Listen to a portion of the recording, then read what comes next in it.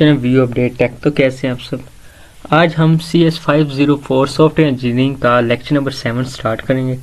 पिछले लेक्चर में हमने यूज़ ऑफ डायग्राम देखी थी और काफ़ी लेक्चर जो पिछले हैं ना वो इससे बिल्कुल मिलते जुलते हैं। अगर आपने पीछे वाले लेक्चर वॉच कर लिए तो ये लेक्चर आपके लिए बहुत ही ईजी होगा। जैसे फंक्शन था, सोर्स थी, या फिर आप ये कह सकते हैं कि काफ़ी चीज़ें ऐसे पिछले लेक्चर्स में हैं जो इस लेक्चर में रिपीट हो रही हैं। तो आपने ये लेक्चर लेने से पहले पिछले लेक्चर लाजमी वॉच करने हैं, तब आपका ये लेक्चर काफ़ी अच्छे से क्लियर होगा। तो बिना टाइम वेस्ट के चलते हैं अपने लेक्चर नंबर 7 की तरफ। तो इससे पहले अगर आप मेरे चैनल पे फर्स्ट टाइम आए हैं तो इसको सब्सक्राइब लाजमी कीजिएगा। आज के लेक्चर में बात करनी source and sink analysis. Source and sink analysis हमारे पास क्या होते हैं? The process of verifying requirements involve carefully analyze source as well as sink information। के मैं इसको पहले हाईलाइट कर दूं, इंपॉर्टेंट है। वो प्रोसेस जो वेरीफाई करता है रिक्वायरमेंट्स को जो इन्वॉल्व हो एनालाइज में। जैसे अब मैं आपको सोर्स करवाऊंगा ना और सिंक करवाऊंगा ना तो आपको और ज़्यादा ये अच्छे से समझ आ जाएगी। सोर्स क्या है? हम अक्सर ये कहते हैं यार हमारे पास ये सोर्स होती ना तो हम ये कर लेते, मीन पैसे। सोर्स यानी वो जरिया आपके पास होता। तो उसके बाद जो इनपुट आपको मतलब चाहिए ना, सोर्स पैसे चाहिए। उसके बाद जो आउटपुट होती है ना वो हमारे पास सिंक है। सोर्स हमारे पास इनपुट है, सिंक हमारे पास आउटपुट है। तो यहाँ पे आपको काफ़ी चीज़ें क्लियर हो गई होंगी। तो सोर्स और सिंक होती क्या है? अब सोर्स को थोड़ा सा हम वेरीफाई भी कर लेते हैं, मीन इसको पढ़ भी लेते हैं। Stakeholders describe requirements, needs, constraints to be include है सिस्टम फंक्शनैलिटी के स्टेक होल्डर्स जो होते हैं, जो मीन उसके ऊपर पैसे लगा रहे थे किसी चीज़ के ऊपर, जो उसकी रिक्वायरमेंट्स, उसकी नीड्स, उसकी चीज़ों को पूरा कर रहे हो। To be include a system functionality, उसके अंदर जो भी सिस्टम फंक्शनैलिटी के अंदर इंक्लूड कर रहे हैं वो हमारे पास सोर्स है। जो उसकी चीज़ें हैं, जो उसकी बेसिक चीज़ें हैं वो उसको पूरे करना हमारे पास सोर्स कहलाता है। Sync is consumer to certain information. It is entity which provides logical end to a business process. अब जैसे मैं आपको एक एग्जांपल देता हूँ, यहाँ से मैं पेंसिल ले लूँ। अब हमारे पास क्या है? एक टीचर है, ठीक है। क्या है हमारे पास? एक टीचर। अब टीचर क्या काम करता है? टीचर जो हमारा रिजल्ट होता है ना वो उसको चेक करता है और उसको रिजल्ट को मीन मेंटेन करता है और उसको प्रोवाइड करता है। किन्हें? हमें। सोर्स कौन है? टीचर है, जो हमारा दिया हुआ रिजल्ट को बना रहा है, हमारे पेपर दिए हुए उनको रिजल्ट में तब्दील कर और उनको हमें शो करवाएगा। जो शो कर रहे हैं, जो हम उसको रिजल्ट को देखेंगे, हम सिंक मीन इनपुट। सर ने हमें इनपुट दिया, हमने क्या की? उससे आउटपुट ली, मीन हमने वो देखा कि क्या हमारा रिजल्ट कैसा है, ये वो। तो मैं एक आपको एग्जांपल दे रहा था सोर्स और सिंक की। तो ये हमारे पास होती है सोर्स और सिंक। अब ये बिल्कुल छोटा सा चैप्टर है, इतना ज़्यादा लेंथी भी नहीं है। नेक्स्ट अब हमने क्या करना है? प्रोसेस मॉडल्स क्या होते हैं और बिजनेस मॉडल्स हमारे पास क्या होते हैं।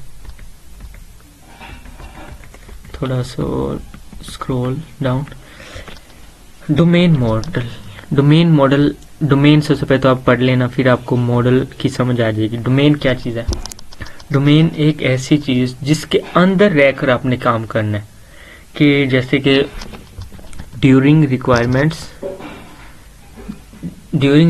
Analyse phase different models develop to express requirement of the system. Different model क्या होते हैं? डेवलप होते हैं to express requirement of the system. जो सिस्टम उन्हें रिक्वायरमेंट देता है वो उसके अंदर रह के उसको बनाते हैं, उसको ड्रा करते हैं, उसके हर चीज़ उसको मैन्युफैक्चर करते हैं। ये चीज़ हमारे पास होता है डोमेन मॉडल। डोमेन यानी इस चीज़ के अंदर रहकर आपने वो चीज़ बनानी। अब प्रोसेस मॉडल ये इसमें आ जाता है। Understanding the business domain. Business domain क्या है? It must always kept mind to the first step is delivered to system. कि फर्स्ट स्टेप उसका क्या होता है? वो सिस्टम को डिलीवर करता है। Is establish what needs to driver, कि वो उसको वो चीज़ें एस्टेब्लिश मीन वो चीज़ें देता है उसको जिस चीज़ की व्हाट नीड्स टू ड्राइवर, जिस चीज़ की ड्राइवर को ज़रूरत हो। मतलब ये नहीं कि ये भी चीज़ प्रोवाइड कर दी, ये भी कर दी, ये भी कर दी, नो।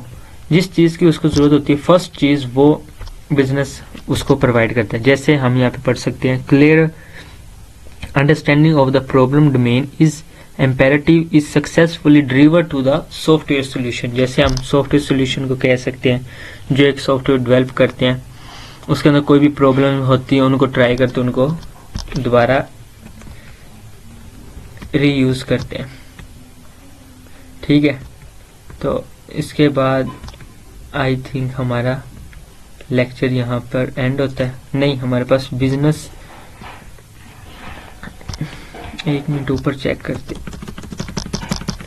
ऊपर हमने क्या मिस किया, लॉजिकल सिस्टम मॉडल्स क्या होते हैं। लॉजिकल सिस्टम मॉडल्स हमारे पास होते हैं यूजर बिजनेस प्रोसेस।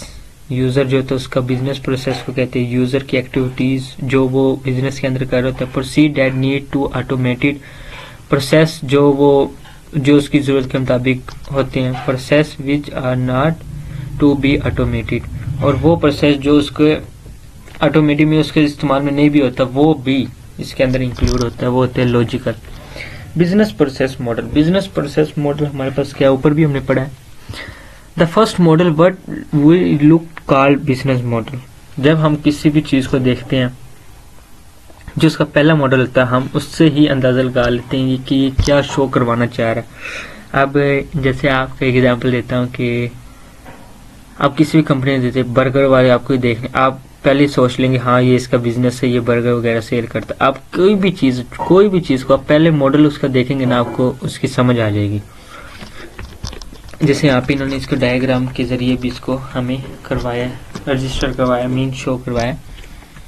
ये देखें, आप ये देख सकते हैं, create OPD visit, create IPD, change patient status, change patient services, assign OPD, issue OPD slip, ये सारी चीज़ें उन्होंने हमें बताई है। कैश ऑफिस जो एक मॉडल के अंदर, बिजनेस मॉडल के अंदर होनी चाहिए। तो उम्मीद करता हूँ आपको लेक्चर नंबर 7 की कंप्लीट समझ आई होगी।